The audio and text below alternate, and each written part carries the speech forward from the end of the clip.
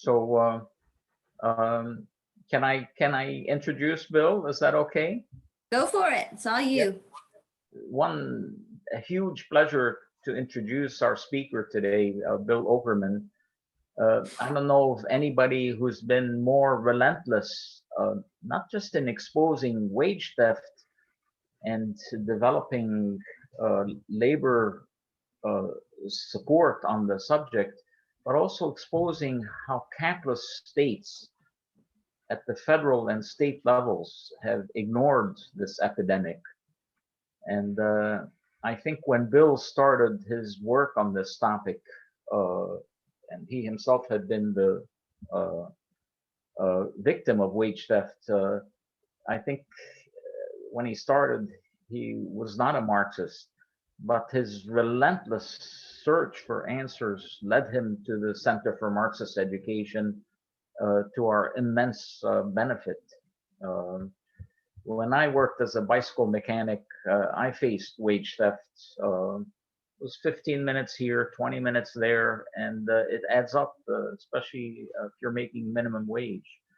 Um, Bill's work pointed me anyway to how much this adds up. Uh, uh, that Economic Policy Institute report from 2014 that's linked in the announcement that Bill wrote for today pointed out that wage theft is more than 14,000% of the value of bank robberies, residential robberies, convenience and gas stores robberies combined.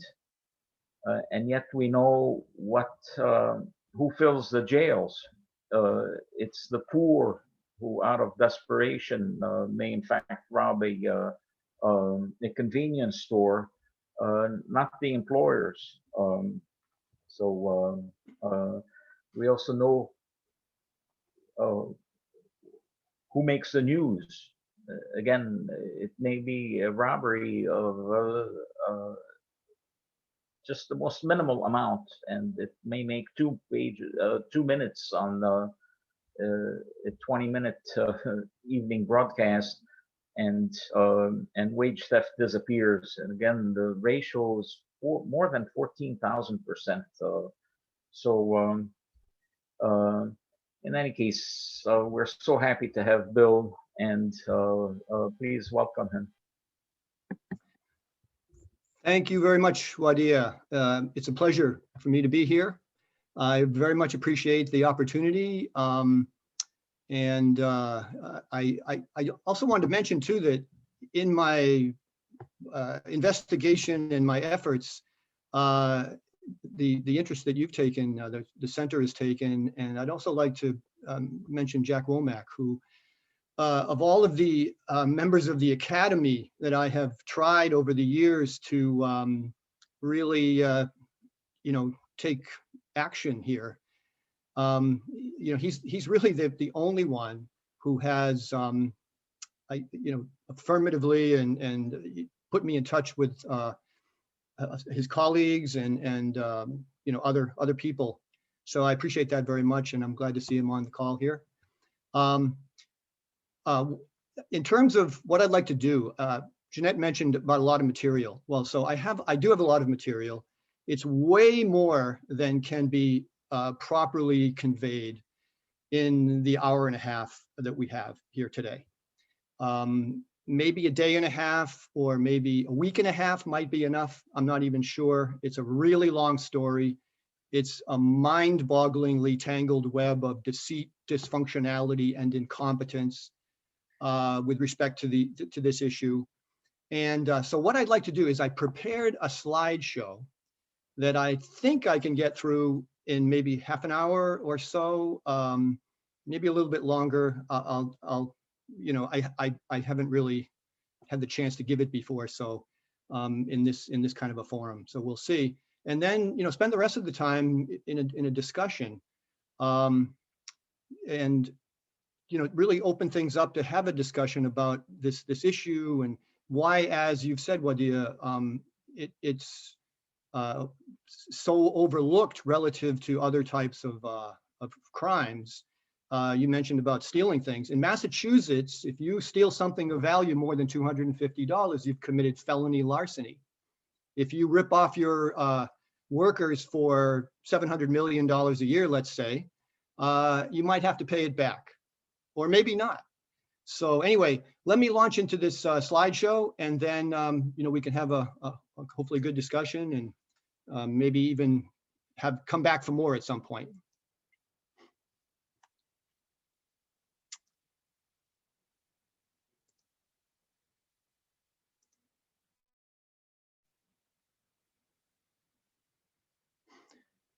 Okay, so yeah, the title here is Wage Theft in Massachusetts and the Failure of the State to Effectively Enforce its Wage and Hour Laws. And let me just take one slide to some biographical information. I am a former tech industry worker. It wasn't called the tech industry when I joined. To date myself back when I joined in the late 70s, it was the computer industry. Somewhere along the line, it became the information technology or IT industry, and now it's just tech. And as we all know now, big tech is very much front and center in the news for a variety of reasons. But anyway, so two of the things that I've gotten involved in over the last, well, let me see, more than 10 years now, but I've been at this for longer than that. I'm a member of and vice president and treasurer of the Needham Area Immigration Justice Task Force, based in Needham, but with the emphasis on area. And I have the URL here. I'd encourage you to visit our website. And I'm also the point person for the task force's wage theft initiative. And it occurs to me, I need to actually have this slide show here. Yeah, so I can click on these links. And recently, just earlier this year, I connected with a group called the Boston Independent Drivers Guild. And it's a group of Uber and Lyft drivers, variously known as ride-share drivers, ride-hail drivers, or what are known as Transportation Network Company, TNC drivers. And their URL is here, and I'll talk a little bit about them later and what's going on there. So what I'd like to do, just for some background, is some of these are the things I mentioned in the announcement for the presentation. And the term wage theft really, I think, entered into common usage right about the time, the late 2000s. I think it's fair to ascribe to Kim Bobo, the author of Wage Theft in America, Why Millions of Americans Are Not Getting Paid and What We Can Do About It. To her, to ascribe to her that terminology getting into the lexicon, into common usage. And I have the book here, which, if you're interested in an introduction, there's been a subsequent edition, but a good introduction to what's happening nationally with respect to wage theft. I would encourage you to go find that. What I'd like to do now just is that there's a brief video that Kim was the founder of Interfaith Worker Justice, and they put together this video in 2010.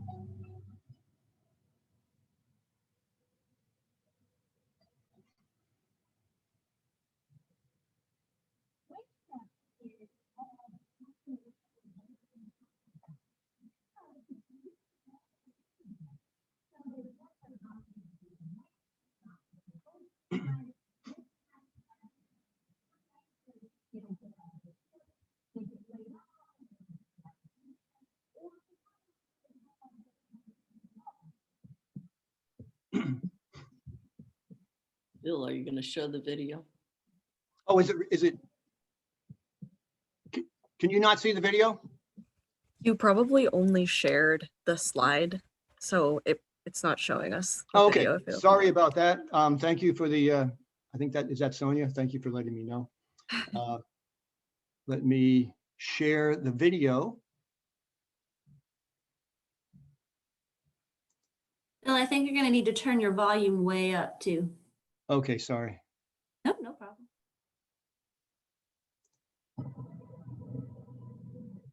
Can you hear it now?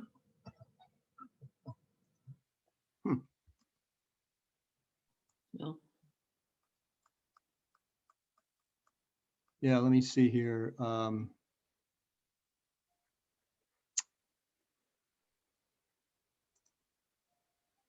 Bear with me, please. I believe there should be a button where you press share audio, and then that will make sure that it's coming to us directly rather than through your speakers. Share audio, okay.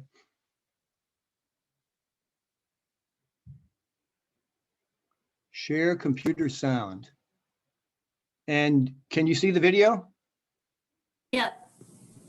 Okay, so here we go again. Sorry. How about that?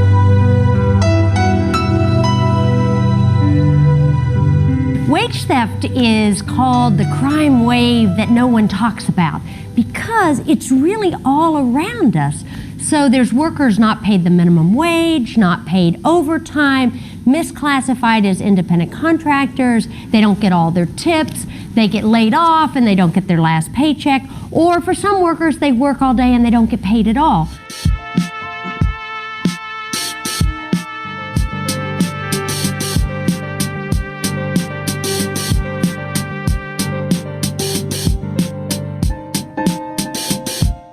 Like the most egregious example is like during disasters like Katrina or the flooding in Iowa, these what I call disaster pimps, these large companies come in and get these $500 billion plus contracts to do cleanup and rebuilding.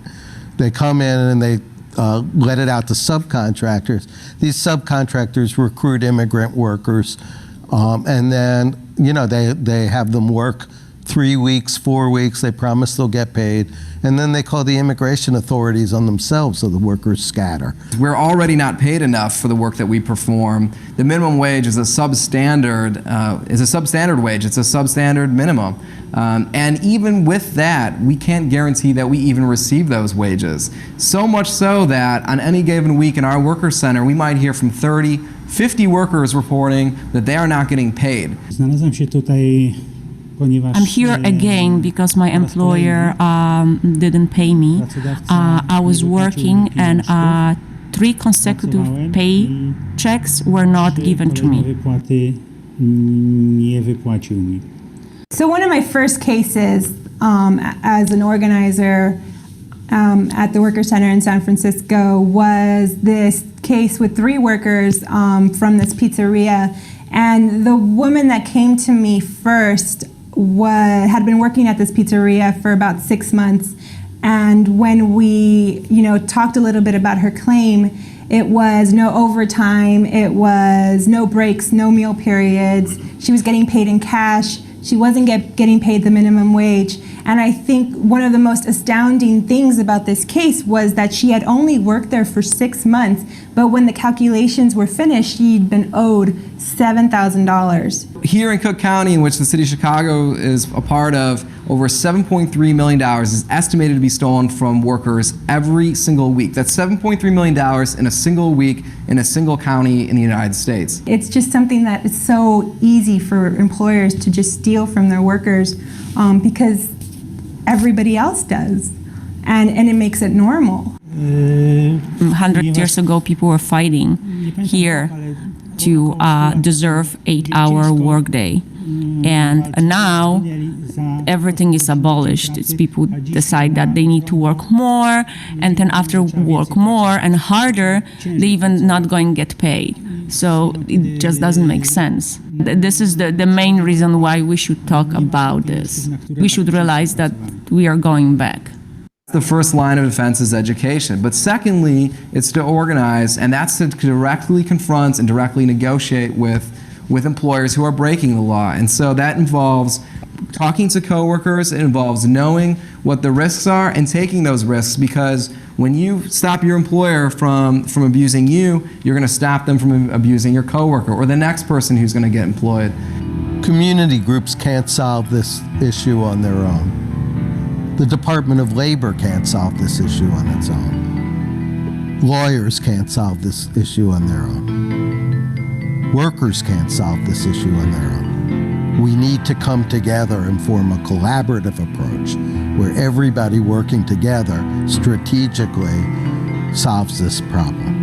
100 years ago, the issue of child labor got on the consciousness of the American people, or the issue of slave labor. We need to get the issue of wage theft on the national agenda in a serious way so that everyone thinks about it when they go to pay workers, to hire workers, and when they go to get a job.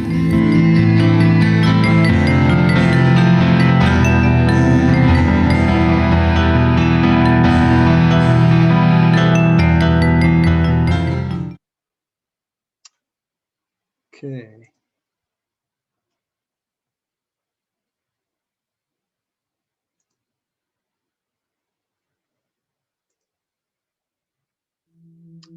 Hi, I'm Samira Ahmad, Director of the Cincinnati Interfaith Worker Center. We are an organization of 135 low-wage worker members and 2 staff people.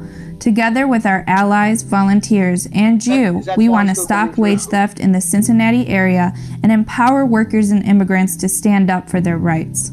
Wage theft takes many forms.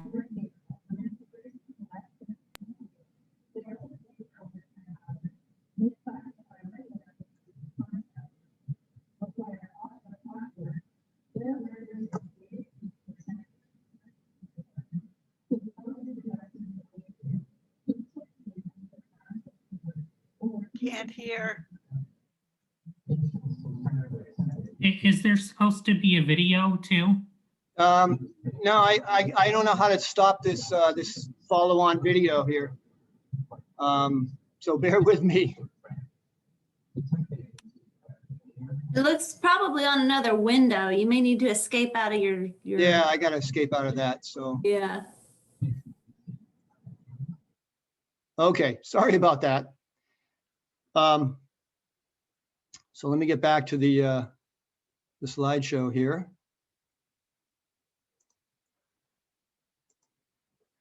Okay. So not even though that video is 10 years old, it all still pretty much holds today. I think wage theft has been maybe more on the agenda than it was 10 years ago, but it's still not really, it's still pretty much the crime wave no one talks about. And that immigrant issue is all over the nation, including here in Massachusetts, as I'll talk about later when I talk about the Metro West Worker Center. Let's see here.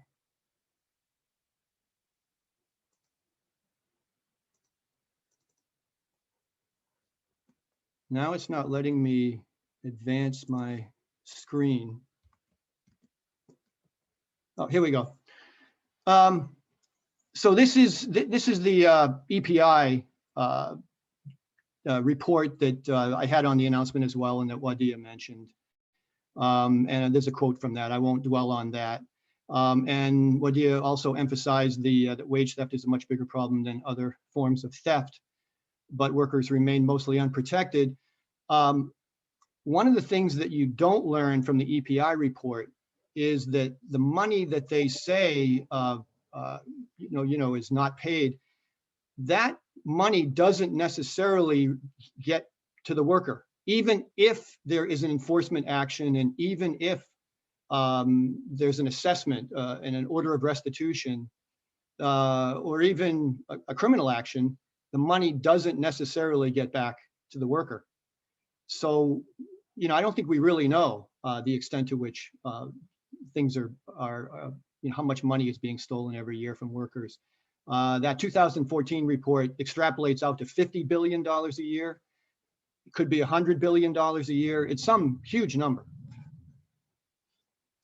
Now, as far as what's gone on to try to understand what's going on out there, I did come across a paper by a professor at Northwestern University named Daniel Galvin.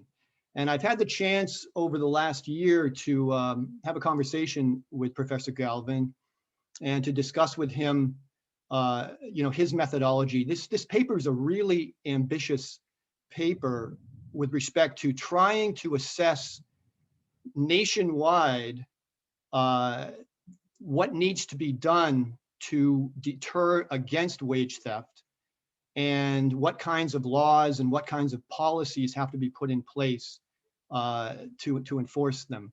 And it does mention Massachusetts. And so, there are people looking at this. And one of the people I'd highly recommend, if you're interested in learning more, is to look at the work of Daniel Galvin. There was a 2017 report by EPI.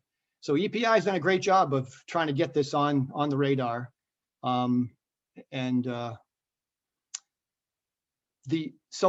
on the national scale. Here in Massachusetts, the Community Labor United put together a paper back in 2015 to talk about wage theft here and other forms of employee exploitation. And this paper was put together in conjunction with some legislation that was filed that year, which I'll talk about a little bit later. And it's legislation to enhance the enforcement of the wage and hour laws, an act to prevent wage theft and promote employer accountability. One of the things they did was they estimated that employers steal about $700 million a year in wages from 350,000 low-wage workers. So that doesn't include other victims of wage theft, including people like myself. It's a problem that spans the socioeconomic spectrum, which I'll talk about in a minute here. And then also there's a link here to the wage theft counter. Let me see if I can bring this up.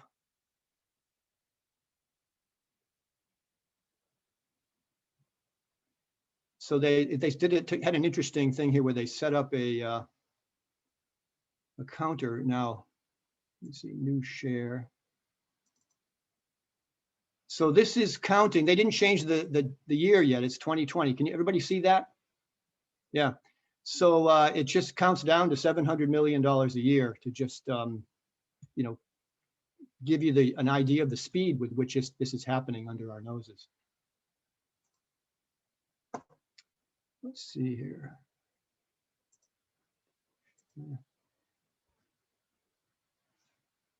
So here in Massachusetts, it's the Attorney General who is the public officer who is responsible, has the statutorily mandated responsibility for enforcing the Commonwealth's wage and hour laws. And she has been putting out for the last few years a Labor Day report. So I have a link here to the most recent one.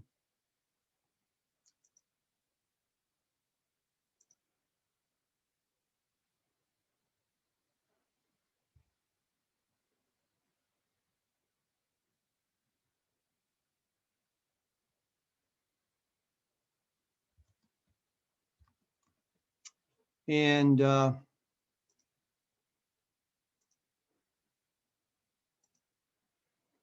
here's the report. It's got a really nice, pretty cover. And it basically talks about what the Attorney General's been doing. And so it shows that there's been 6 million, it was in, whoops. Wow.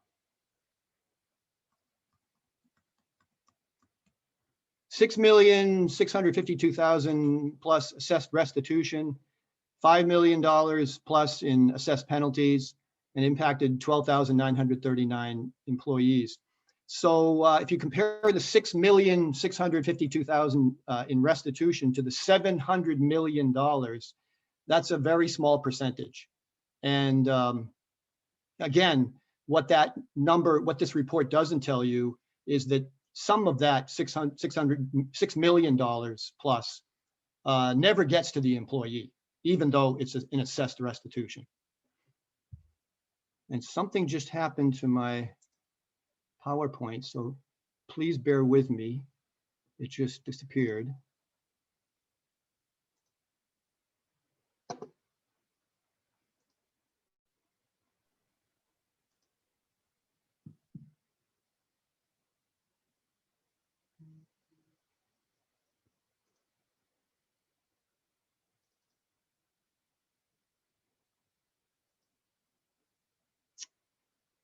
And let me share.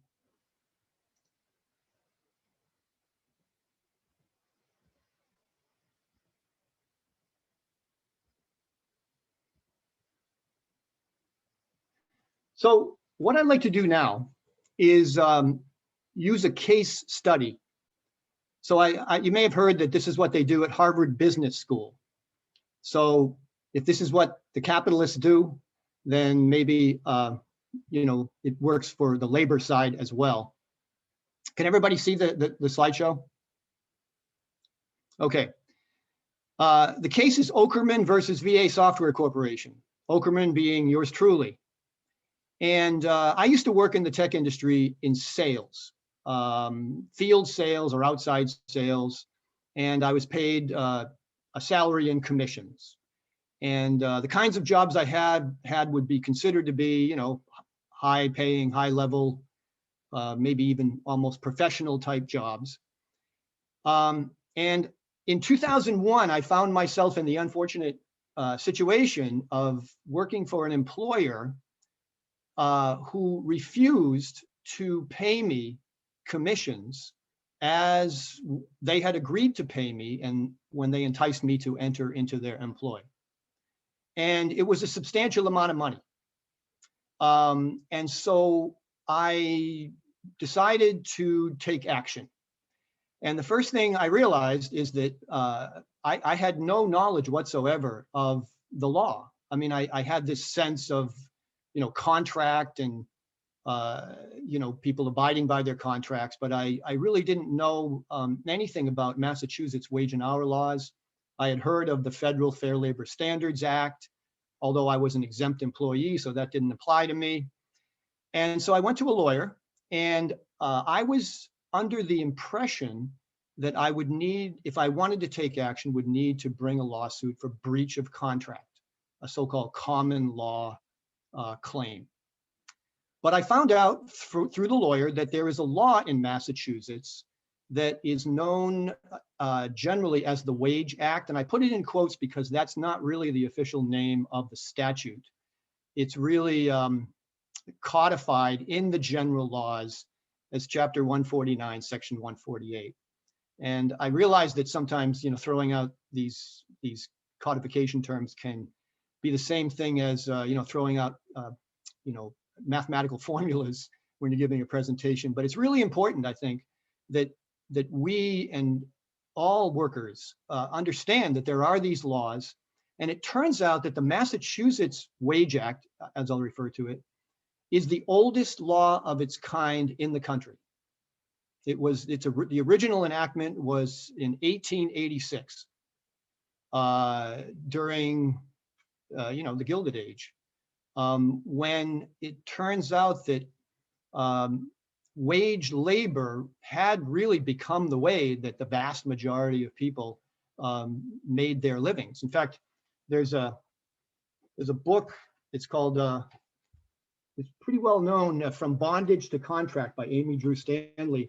And I came across a quote in here from it references a Massachusetts Bureau of Labor Statistics, Bureau of Statistics of Labor report that was done in 1873. Massachusetts was also a real pioneer in looking into and evaluating what was then known as the labor question. What to do about the fact that society had become, this wage labor system had become so pervasive in society. And the quote is, as the Massachusetts Bureau of Statistics of Labor declared in 1873, wage labor was universal, quote, a system more widely diffused than any form of religion, or of government, or indeed of any language, unquote. So it's important that in a society like that, people get paid their wages. And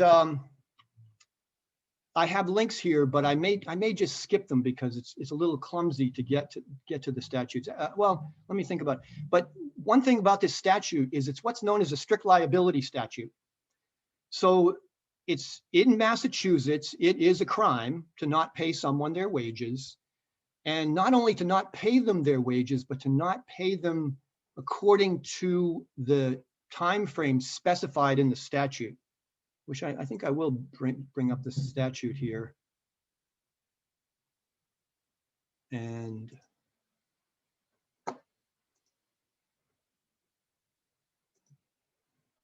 so here's what it looks like on the website of the Massachusetts legislature. And it, again, it just basically says that every person having an employee in his service shall pay weekly or bi-weekly, or in some cases, you can pay someone semi-monthly or monthly, to within either 6 or in some cases 7 days of the end of the pay period. And it also includes vacation pay that's been accrued but not used.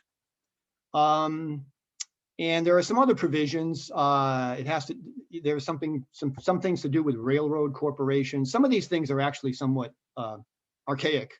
But there's also a section that says this section shall apply so far as apt to the payment of commissions when the amount of such commissions, less allowable and authorized deductions, has been definitely determined and has become due and payable to such employee. And it also has an interesting provision in that the president and treasurer of a corporation, any other person having management of the corporation, shall be deemed to be the employers of the employees of the corporation within the meaning of this section, which means that under this statute, the president or a corporate officer can be sued personally or criminally liable personally for a violation of the statute. So it pierces the corporate veil. So those are the two things to keep in mind. It's a strict liability statute. And what that means is that it doesn't matter whether there was intent or not. Usually when you accuse someone of a crime, the state has to prove intent. In the case of a strict liability statute, such as the Massachusetts Wage Act, there's no requirement that the state proves intent. And then at the very end, it says whoever violates this section shall be punished or shall be subject to a civil citation or order as provided for in section 27C. So let me take you over to section 27C, if I may. Bear with me here because this is really important to understand.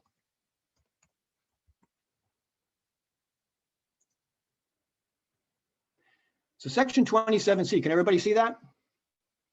There are two subsections, A and B.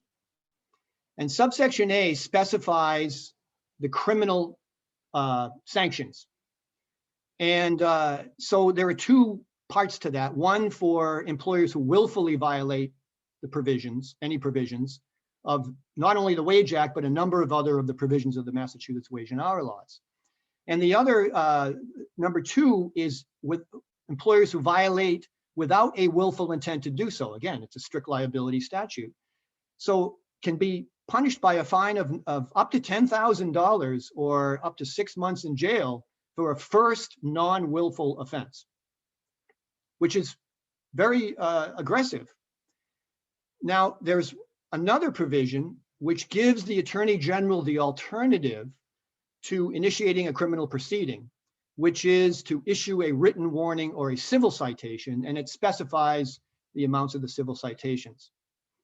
So again, one of these two things the Attorney General is required to do when an employee suffers a violation of the Wage Act and again, other statutes. Now it turns out that I found out in my investigation that the criminal sanctions are a sham. They are effectively, if they are ever used, it's in a vanishingly small set of circumstances. And I'm not aware of any criminal actions having been taken against an employer for violating the Wage Act over the last maybe, I don't know, half dozen years. And so they're a sham. Essentially what happens is the Attorney General will respond to a complaint if they decide, if they do anything at all by issuing a civil citation and ordering restitution. So that's section 27C, and I'll go back to the presentation.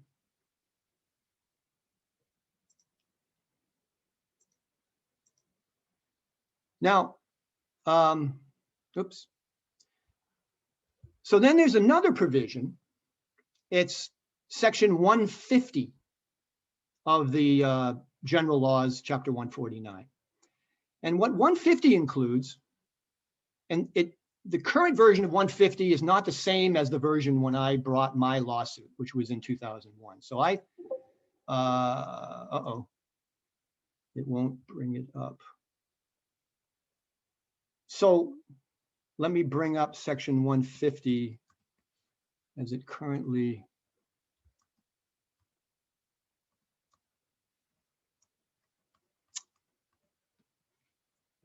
appears.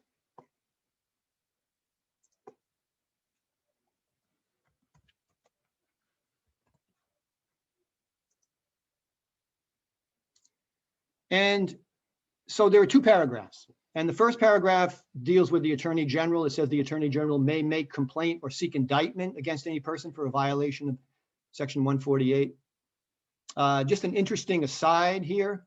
When it says the Attorney General may make complaint, the may, as it's used in this context in the law, is not discretionary. And there's a whole section of the law that I won't get into here, but it is an interesting, it's called by legal lexicographers a lexical perversion that you find in the law, having to do with statutes that deal with public officers having to take action. Pardon me? Did somebody have a question or? Okay. So then what I want to do is go to paragraph 2 here. And what paragraph 2 here does is it creates what is known as a private right of action. And it allows any employee claiming to be aggrieved by a violation of any of these sections of the Commonwealth's wage and hour laws, including the Wage Act, section 148, to bring a civil action.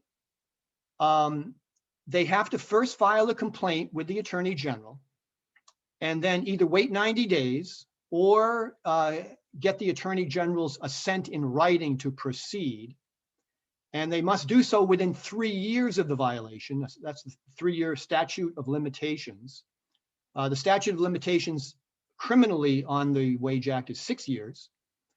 And if they prevail, now they can bring it either on their own behalf as an individual, which is what I did, or they can bring a class action, others similarly situated. So they can bring an action for damages, and if they prove lost wages and other benefits, they are awarded treble damages, 3 times the amount. So this law is modeled on the federal antitrust law, the Clayton Antitrust Act, or before that, the Sherman Antitrust Act, have these provisions in them. And basically what it is, it's referred to in the law as a private attorney general provision to allow people to bring lawsuits. So if you're aggrieved by a violation of the federal antitrust law, you can bring a lawsuit. And if you win and you prove damages, you get 3 times the amount. Here in Massachusetts, if you get cheated out of your wages and you bring a lawsuit and you prove, $10,000 in losses, you get $30,000. And it also gives you attorney's fees. So under US law, the default provision is that each side pays their own attorney's fees. But this is there are these statutory exceptions. such as they have in federal antitrust law and in Massachusetts wage and hour laws. So let me go back to the slideshow.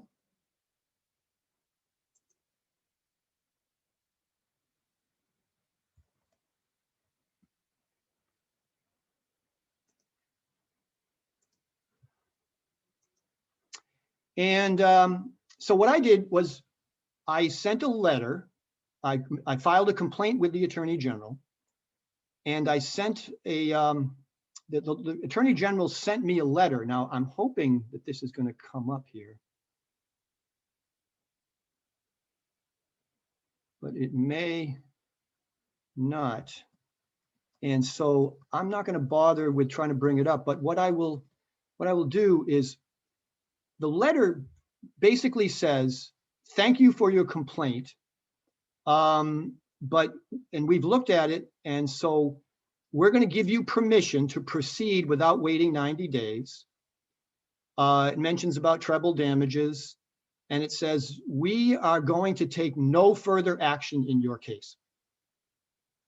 So that section 27C, they just refused to do anything. So I was on my own. And it turns out that this has been in widespread and longstanding behavior by the Office of the Attorney General. They've been using this private right of action, which is a relatively new addition to the Commonwealth's wage and hour laws. They were only added in 1993, whereas, as I said, the statute itself is from 1886. So, so basically, the Attorney General just uses it as an excuse for not enforcing the law, which is completely unacceptable.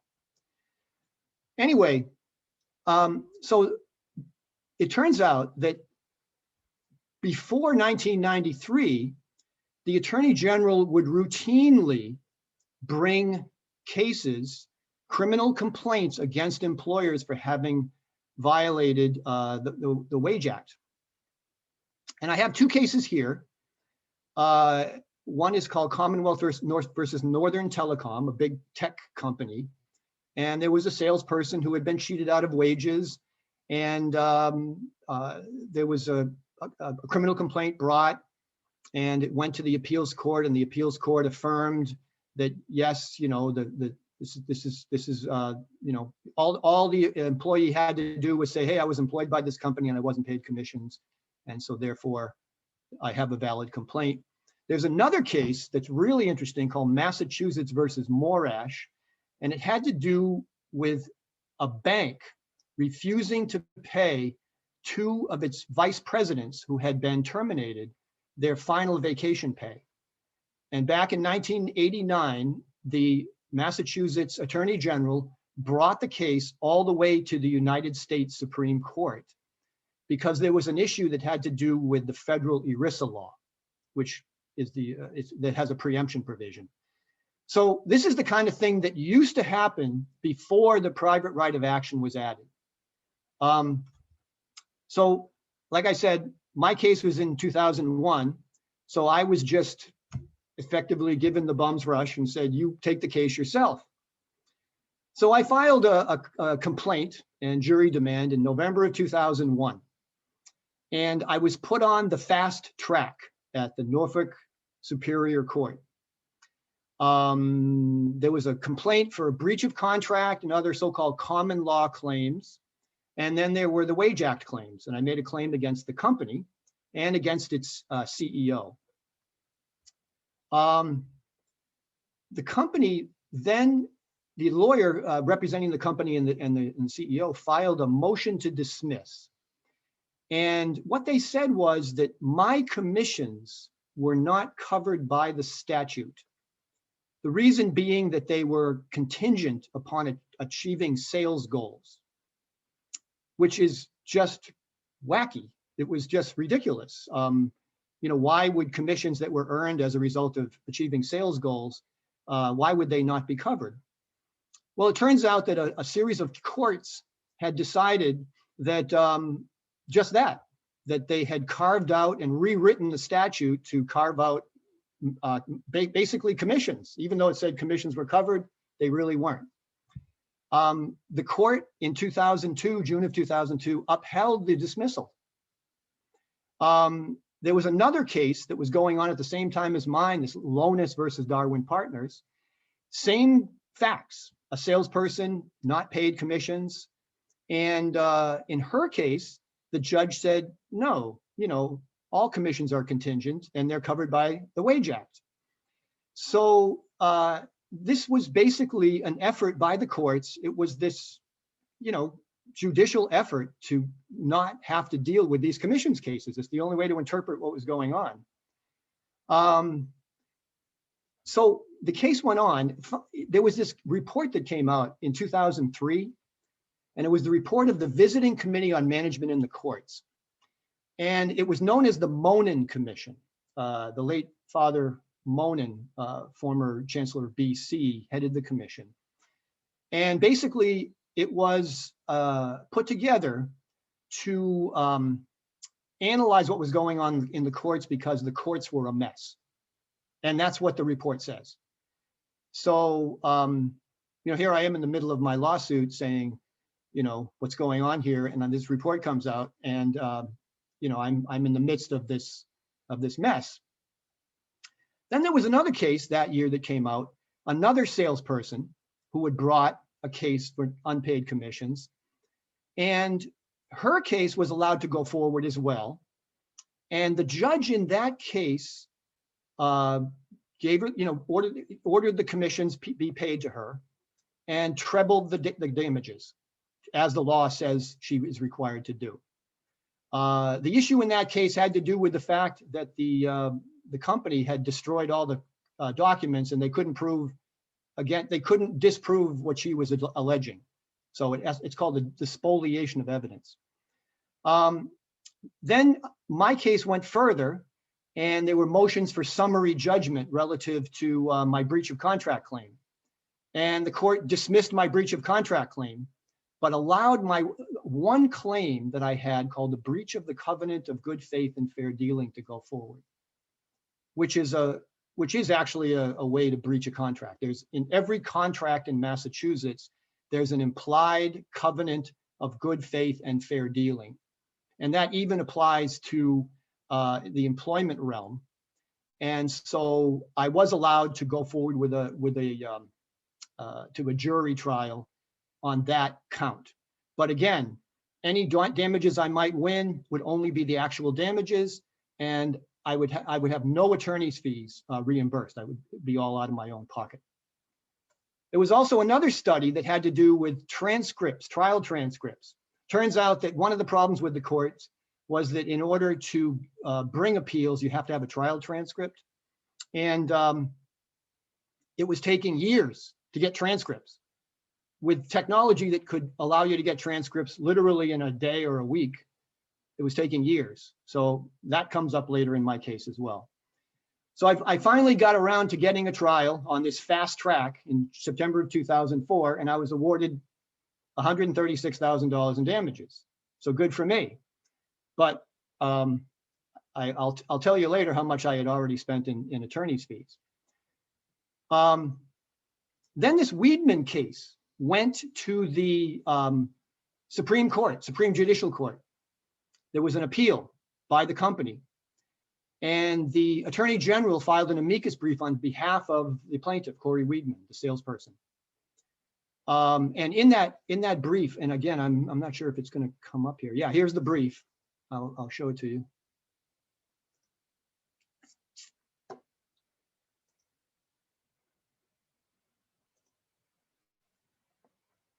Commonwealth's motion in support of Corey Weidman. And in this brief, the Attorney General tells the court that, let me just scroll down here, the non-payment of wages is a serious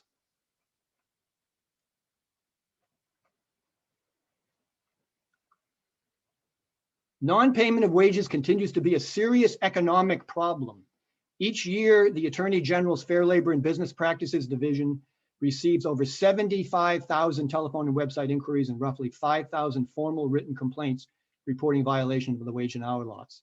The division recovers between, et cetera, a significant number of complaints reported to the Attorney General have made against defunct employers whose managers induced employees to work for them, knowing that the corporation would be unable to meet their wage obligations. Often these businesses shut down, et cetera, et cetera. And so there's a real problem here. And it also mentions about criminal and civil liability, except in this Weidman case, just like in mine, the Attorney General had given Corey Weidman the authority to bring this private lawsuit, but never took any action either criminally or civilly. And so that option was not pursued. So I'll go back to the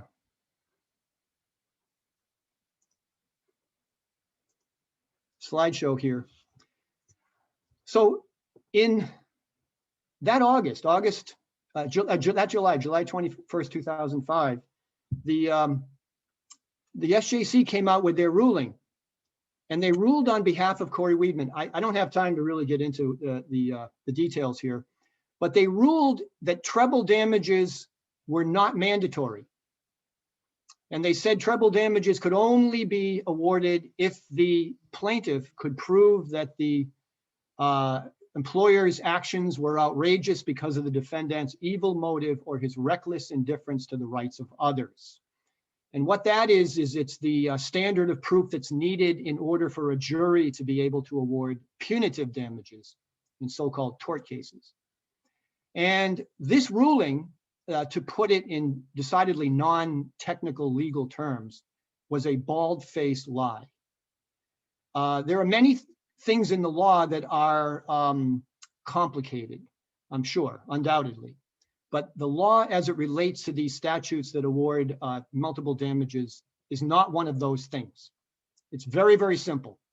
And basically, if you have a statute that authorizes an award of treble damages, unless the legislature has explicitly enacted a rule in the statute that specifies a greater degree of culpability, treble damages are mandatory.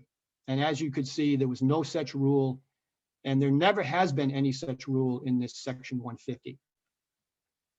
So basically, what they did was they gutted the law. And it turns out that they had in 2000, before I had gotten involved, done a similar thing with respect to the treble damages provision that's included in the Massachusetts minimum wage and overtime law, chapter 151. So there was a legislative effort that was actually already underway because judges in lower courts were denying treble damages as well, unlike the judge in the Weidman case. And so there was this legislation that went on and on and on. And I see I'm really taking a lot of time here, that finally in 2008 was passed. And so this fixed what had happened, but the damage that was done by this ruling was absolutely incalculable. And there was a whole debate about whether it was retroactive or not, and I'm going to have to skip over that as well, given the time. But essentially what happened at the very end, and I think I can still bring this up too, is that this is the final docket from my case. And it started on 11/16/2001. It was put on a fast track. And finally, on November 4th, 2008, almost 7 years later, the company just simply capitulated. They admitted that they had violated the Wage Act and paid me damages as it's specified here. What I wanted to bring up here was the attorney's fees and costs. It was $390,000. Bill. Yes. Oh, we can't see it.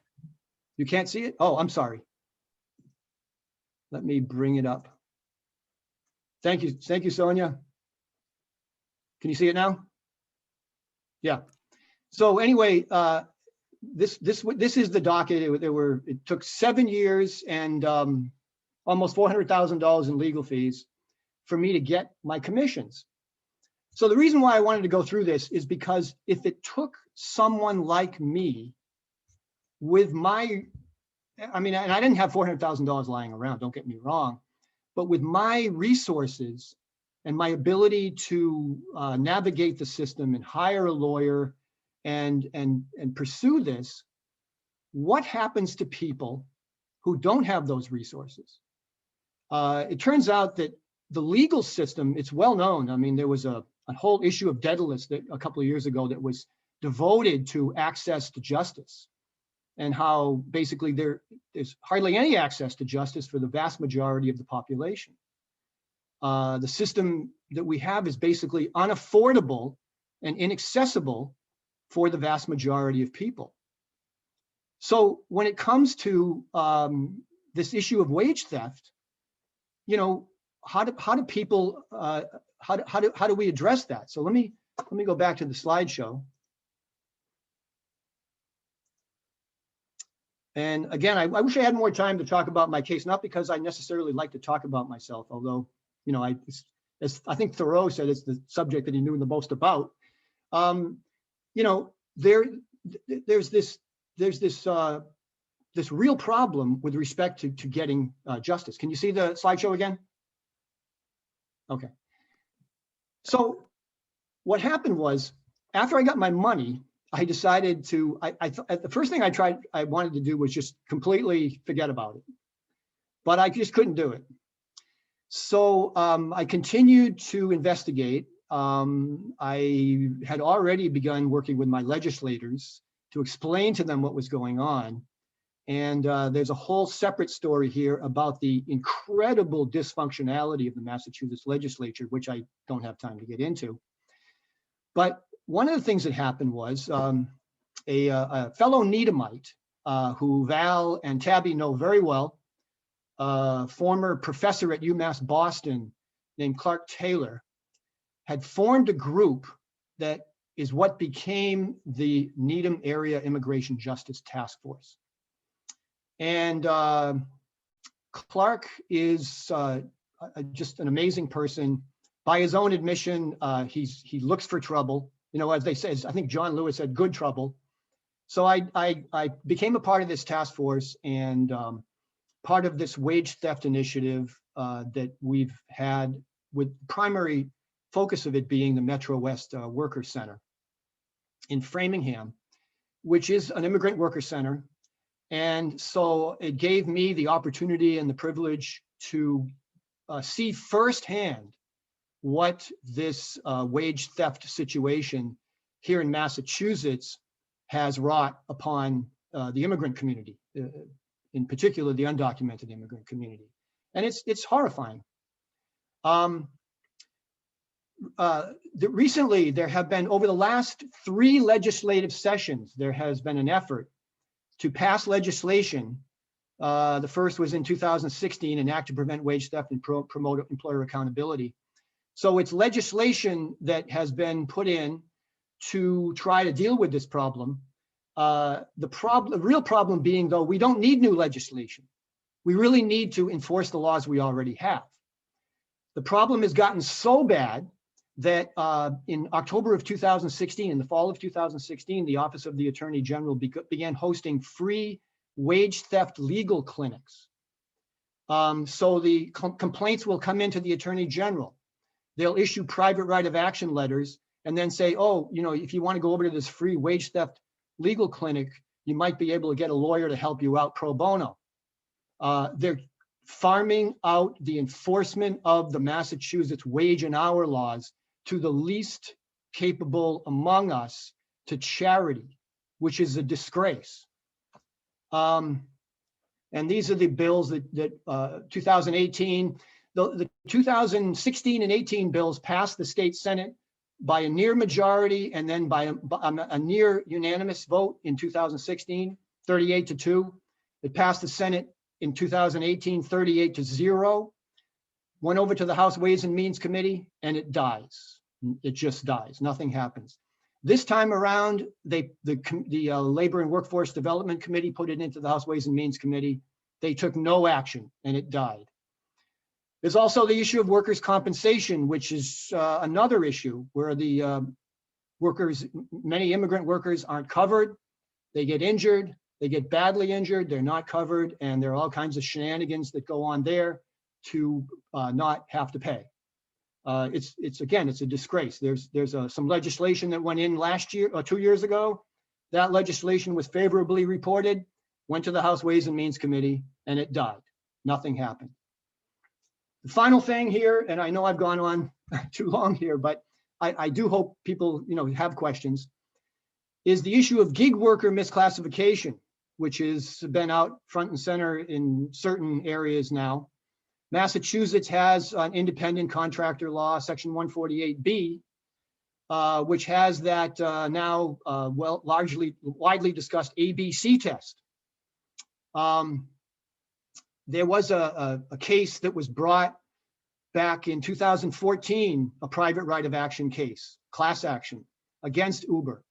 That case went on for 5 years before it was just settled. The lawyer, it was combined with a California case, settled for $20 million. The lawyer got $5 million. The drivers got, a few bucks each. I mean, it's ridiculous.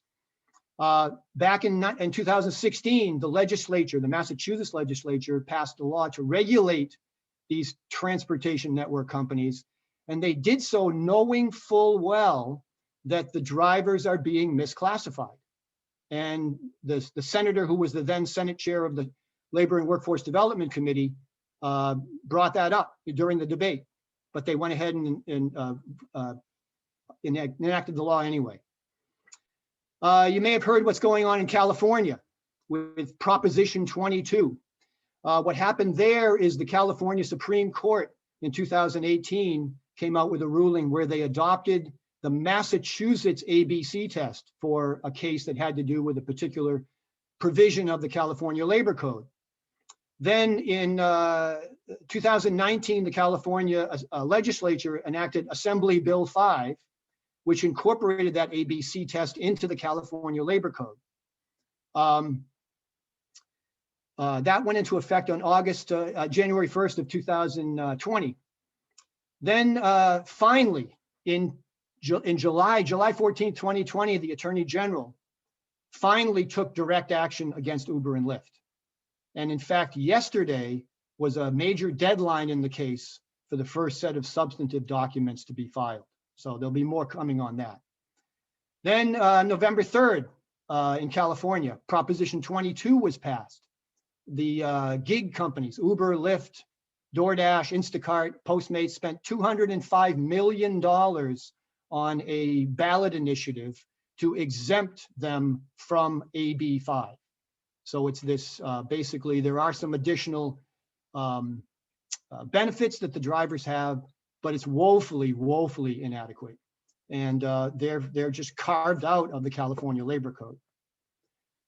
So to conclude, I mentioned the Boston Independent Drivers Guild.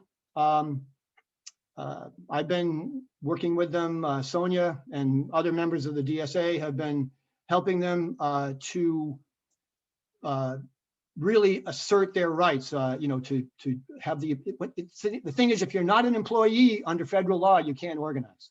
It's a violation of federal law. It's a violation of antitrust law, which I mentioned earlier. So there is good legislation that's going to be filed shortly in the Massachusetts legislature that the drivers have put together. And Sonia played a significant role in that, in crafting that legislation. It's called, we're calling it the Rideshare Drivers Bill of Rights. But this other issue of employee classification is going to be resolved also, and hopefully soon by the Attorney General. So, I apologize for the, missteps here using Zoom. Sonia, thank you for helping me through. And I'll leave it there for today. And hopefully, if you have some questions, please feel free.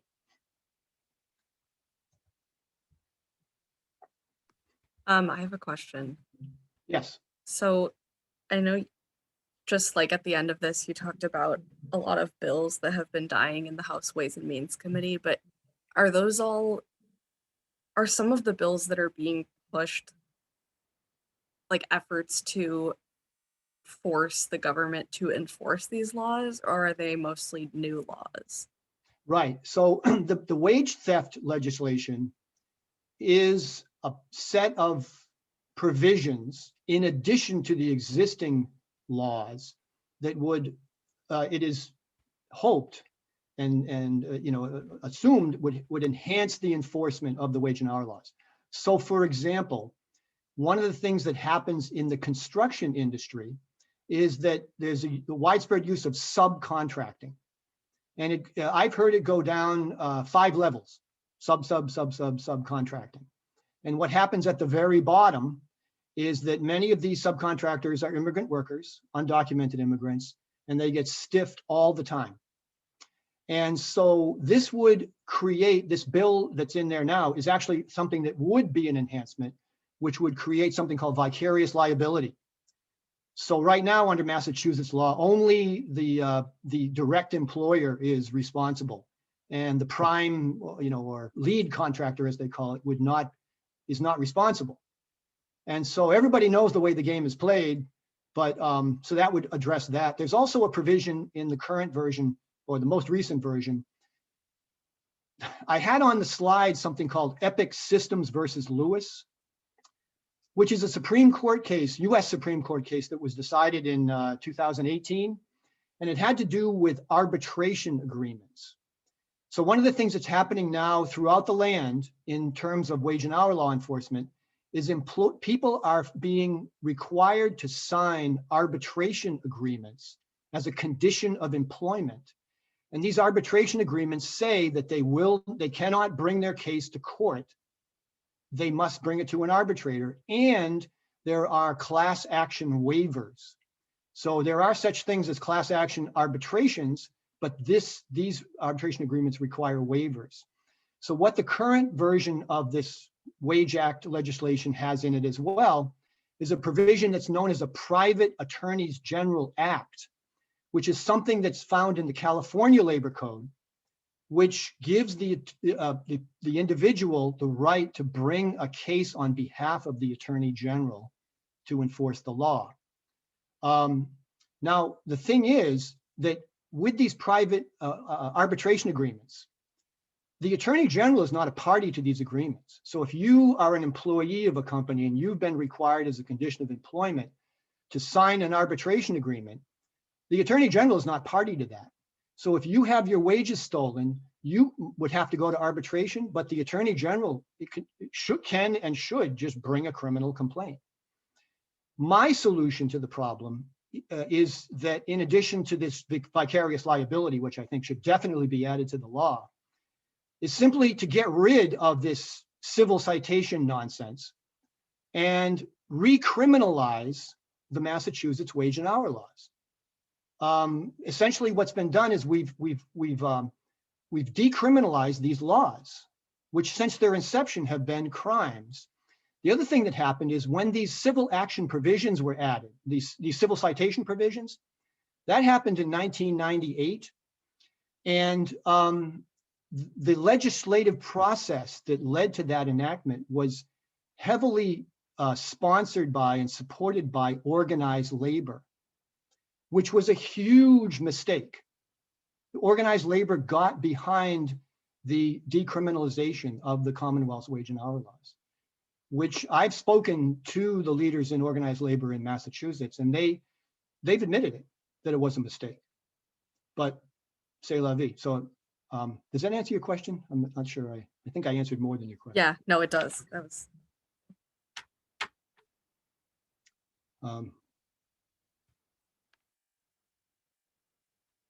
Yeah, Tilly Ruth. Oh, how do my question is, are you aware of any movements? I thought I heard about one in New York City in terms of trying to organize the Uber drivers. And yes. when, and what should I say? they are workers. They are not really, they're not private businessmen, brand new entrepreneurs. They are essentially workers because they cannot set the terms, you know, how do you say, the employer sets the terms of everything, Right. you know, and I don't consider them a growth into, you know, private, I've heard it stated that they're a growth in private entrepreneurs. Well, I certainly don't consider them a piece of that. No, you're absolutely right, Tilly Ruth. And so here's the thing. They are clearly in violation of the ABC test, the Massachusetts ABC test. It's the strictest test. It was the one adopted by California. A number of judges in California have said that they're obviously in violation of at least the B prong, which I'll let you look at that at your leisure, but they're employees under Massachusetts law. And you're right, even under any standard, they're employees, okay? So what's happening in New York, and there's an organization called the Independent Drivers Guild, and it's not to be confused with the Boston Independent Drivers Guild. And this IDG is being pushed by the unions, and they're, I mean, I'm probably not the best person, you know, the director of the Boston BIDG, Henry DeGroot is a good person to really talk to about this. But the bottom line is that IDG isn't, it's essentially, it's close to a company union. There was some deal that was struck with Uber and Lyft. And now this IDG is working with the machinists union. And I'm not a union. My expertise, if you will, if you want to call it that, is not in the organizing side. But you know, they're just that's not a good thing that's happening there. The way it's being organized. And what BIDG wants to do, the Boston Independent Drivers Guild, is first of all is to, you know, they're employees. I mean, under Massachusetts law, but is to create a real democratic union, and you know, run on those principles. So yeah, it's happening, but IDG is it doesn't look like the way to go. And Jack, you had your hand up. Oh, you're muted. Jack, you're muted.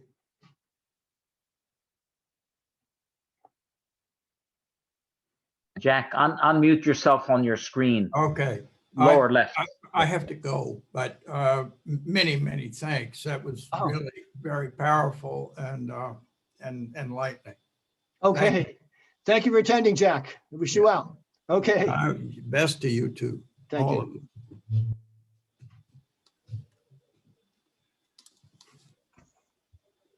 So it's Wadir. Just wanted really also to thank you and all the enormous effort behind today's presentation and the organizing that has brought a number of people into today's meeting, and in part what Marxist education is about is really building workers' power against the power of the exploiters, and at that on the international level, because all of the equations are international. Mm-hmm. And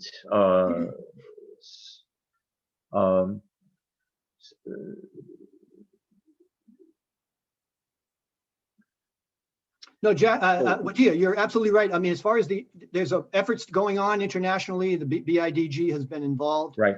You know, it's interesting, when this legislation was passed in 2016 to regulate these so-called transportation network companies, you know, Uber and Lyft and others. The Senate, the then Senate chair of the Labor and Workforce Development Committee in the Massachusetts legislature got up and gave about a 5-minute speech. I mean, I could even dig that out if you're interested in listening to it, or just send it out. But basically what he said was, and this guy, his name is Dan Wolf, Senator Dan Wolf. He's no longer in the legislature. He was the founder and CEO, and is the CEO of Cape Air.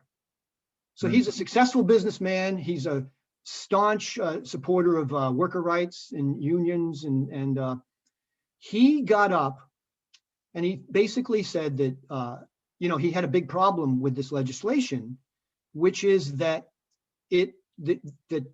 these companies were misclassifying the drivers in violation of our so-called independent contractor law, this ABC test.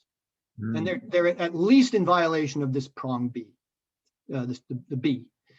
So he said, by regulating these companies, what the Massachusetts legislature is doing is legitimizing them, knowing full well that they're in violation of the law, of this fundamental labor law. And he said, so the question has to be asked, when does the innovation economy become the exploitation economy? And I think Marxists could answer that. I mean, it was a long time ago, but this level of exploitation, if you look at the way the system is set up, it's been set up to be fundamentally based upon the employer-employee relationship, as uneven and as as that is in terms of the power dynamic. But now what these big tech companies are doing is they're saying, we don't even want that. We don't even want that. We just want workers who can, have the freedom and flexibility to sign in and out of the app. And we don't even want to have to deal with them as employees. Right. And so this is a worldwide phenomenon, and it's going on everywhere. Some countries, some of the European countries have been dealing with it very well. Others have not. Australia, it's a mess. It's very similar to the US. And so this is really the, sort of ground zero now of labor exploitation is the gig economy versus big tech, big labor. I mean, I told the labor guys, the existing labor guys who I've met with, and, virtually all of the leading people here in Massachusetts, that, really what this is class warfare. And yes, it is. And that it's being waged through this this technology that has been developed, over the last 30 years. If I can mention, so important, effectively in our tradition is the international labor defense efforts, which started around Sacco and Vanzetti here, but really bloomed around the Scottsboro case in the 1930s, and actually led to extraordinary things like the organizing of a sharecroppers union. So talk about individuals not seen as a part of organized labor, and the tremendous unionizing of these atomized sharecroppers. And actually one of Jack Womack's students did a terrific book whose name I'm blocking on, whose title I'm blocking on, which was a biography of a sharecroppers union and briefly touches on international labor defense. But what I'd like to get to is basically the three principles that international labor defense followed. One was not to ignore the legal side of things. In other words, to fight legal battles vigorously. And if it had not done so, almost certainly the Scottsboro defendants, whose ages went from 12 to 17, I think, and who were falsely accused of raping a woman on a train. They were hunting for jobs or food at the very minimum. But in any case, had it not been for immediate legal action, almost certainly the Scottsboro 9 would have been lynched within a day or two. So first was not to ignore the legal side. The second was to organize mass action as best as we can.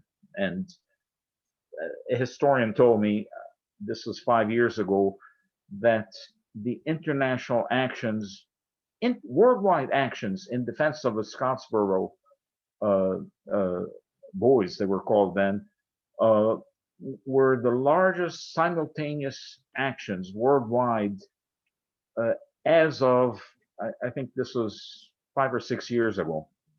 I don't know if that's still true. The third thing that international labor defense was to develop a class education, above all about the class character of the state, that the state is a historically evolved instrument of the exploiters, um, and that workers cannot manipulate the state to serve their interests, that we need to expose.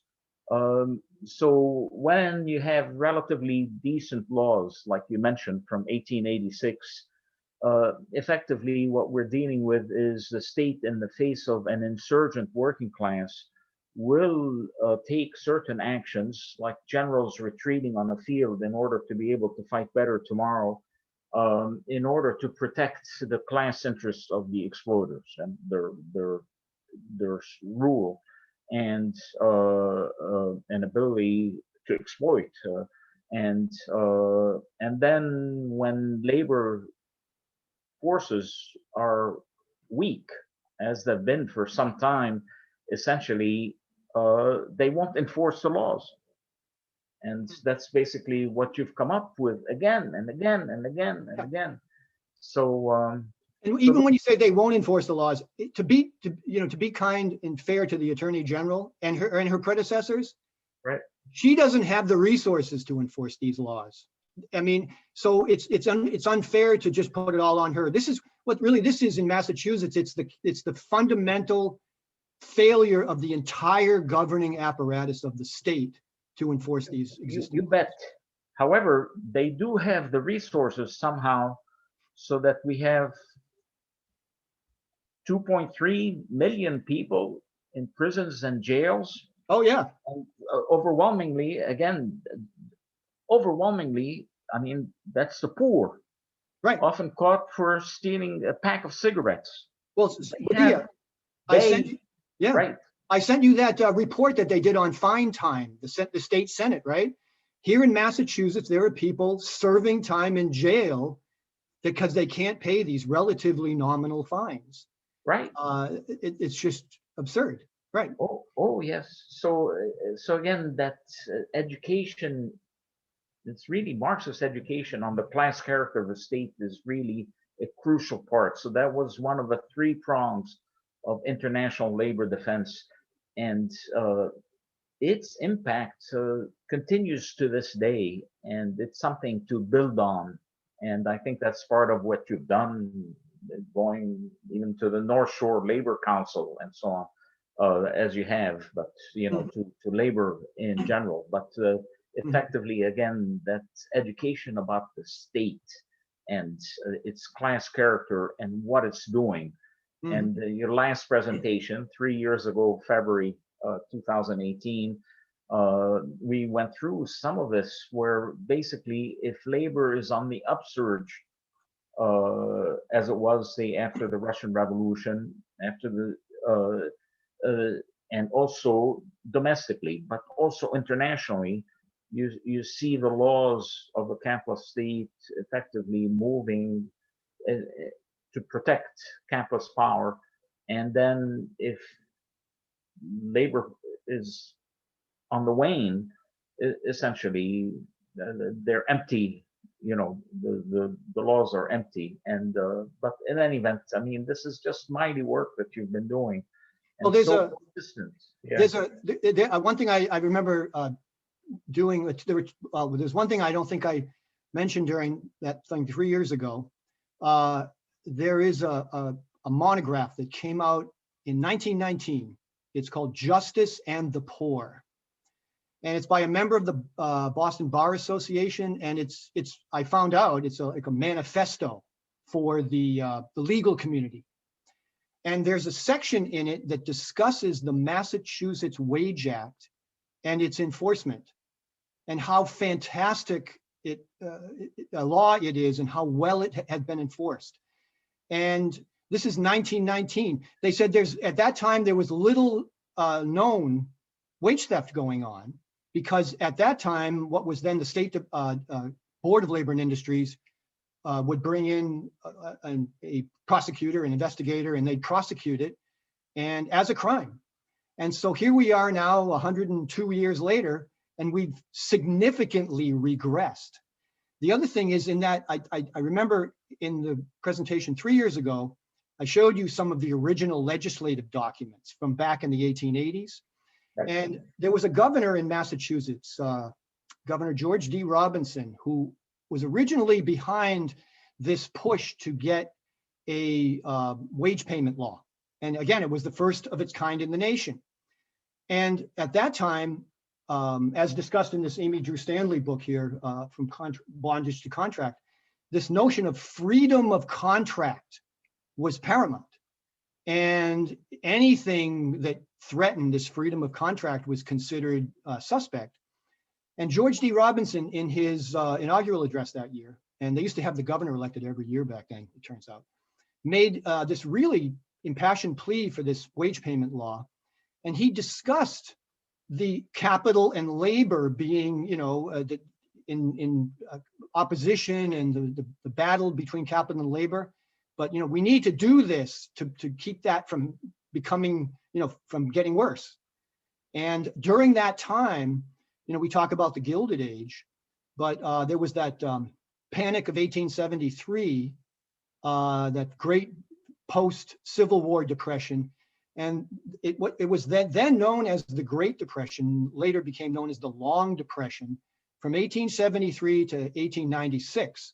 And so there was all kinds of stuff going on with respect to, labor and, the Knights of Labor. But even before then, there were these labor unions in Fall River that pushed for this law, this wage payment law. So it was discussed back then. Nobody discusses now, the capital versus labor, unless you're a left on the left, and I mean, maybe Right. Bernie, makes it okay to discuss it, but yeah, right.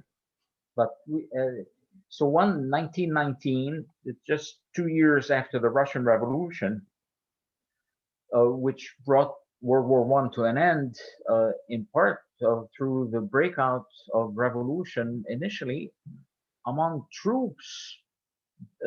For example, German troops, but also French.